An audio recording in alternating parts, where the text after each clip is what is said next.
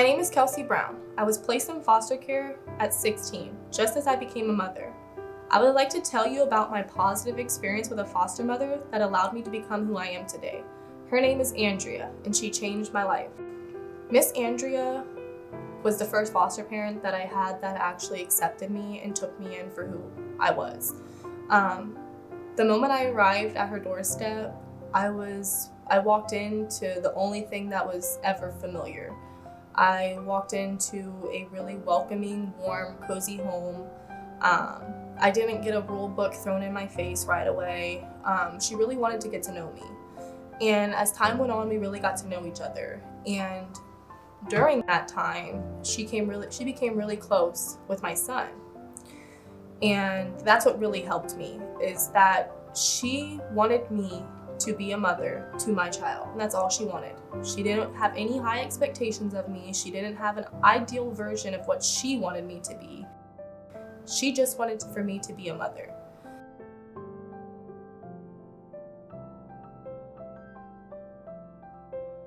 Hi, my name is Andrea, former foster parent of Kelsie. When I became a teen mom, my mom told me or had me to know it's not just me anymore.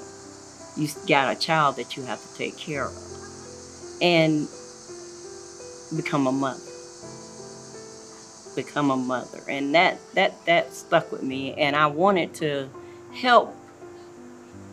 Before I became a foster mom, I wanted to help someone and I didn't know how. And then when I heard, would you like to be a foster parent? I was like, yeah. And they said, who would you like to foster? I said, teen mom. And that's what I did.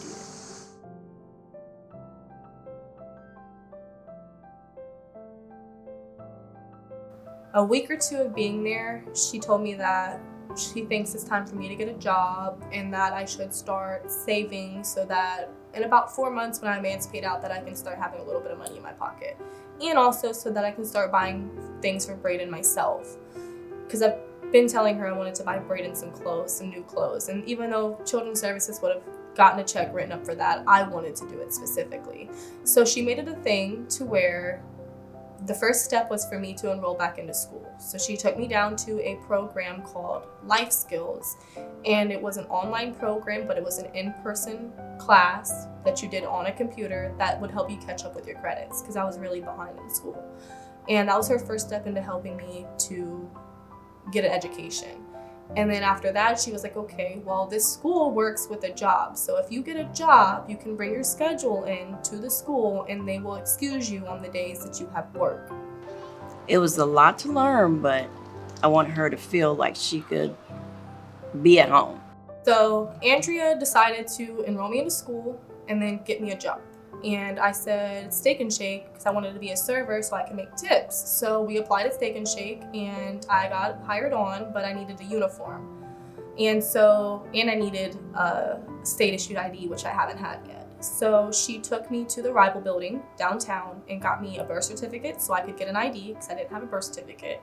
And she got me my birth certificate, my ID, and she loaned me the money. That's the key here. She loaned me the money for my uniform. She said, I will buy everything you need to start your job, but you will pay me back for this. And it wasn't because she didn't have it. It's that she was teaching me a lesson without telling me she's teaching me a lesson. She wanted me to learn things on my own without feeling like she's bossing me around or telling me what to do. And that matters. That matters so much, especially for somebody like me. I was 17 at the time. I needed guidance, but you can't tell a 17-year-old anything they don't already know. So she wanted to kind of squeeze that in without passing judgment or making me feel like I wasn't doing enough. So as time went on, I finally started my job and I'm working and I got my first check and I made $50 in tips. She said, don't worry about paying me back yet. Wait till we cash your check and then you can pay me back. She said, I'm going to take you up the road to Once Upon a Child and we're going to shop for Brayden like you asked. That's what you wanted to do. You wanted to shop for him. So I spent that whole $50 on Brayden new summer clothes.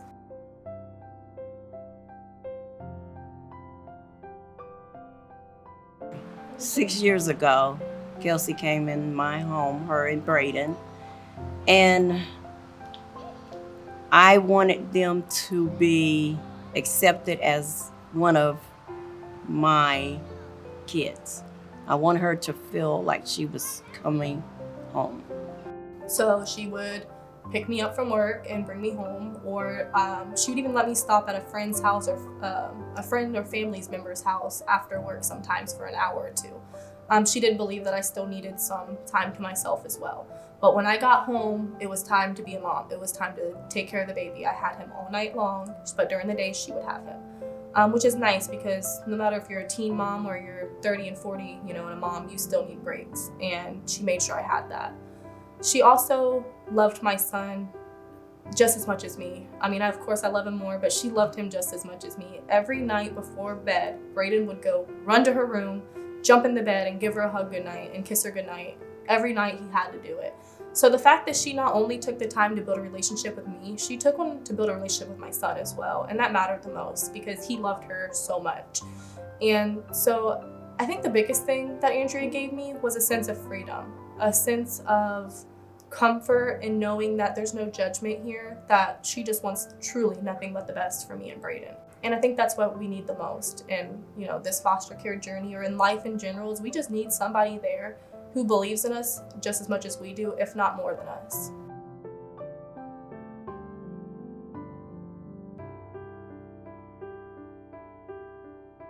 My mom instilled in me certain things that I try to instill in Kelsie, and I hope that I did. I really hope that I know it is within her.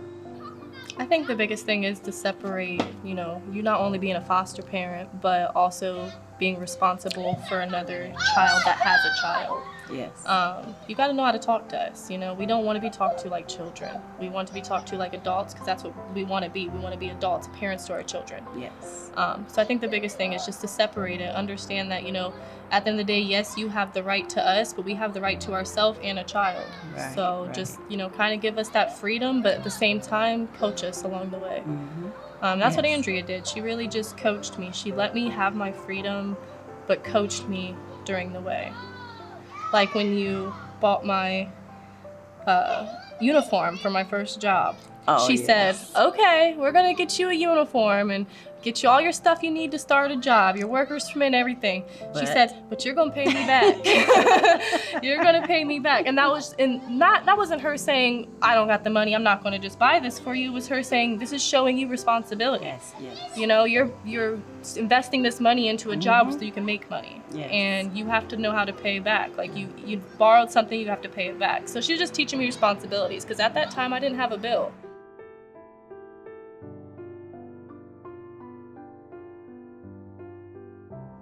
Having support and having that help, even as much as I didn't want it when I first came into foster care, it was needed. And I just had to learn to accept it. Accept all the help you can get. Coming out of care, learning how to pay bills, file taxes, fill out a W-4 form, just going to the grocery store, just everything that you need to know. Those last 5 months, you need to learn those. If you haven't already. And walking into Andrea's house, she taught me those without asking. I didn't have to come in there and say, okay, well, I've never been in the grocery store before. How do I shop? She took me to the grocery store with her. She made me actively purchase food. She took me to WIC and made me actively enroll. I filled out the paperwork. I signed everything. I called and made my own appointments. She made me responsible without making me feel like I'm alone the whole time.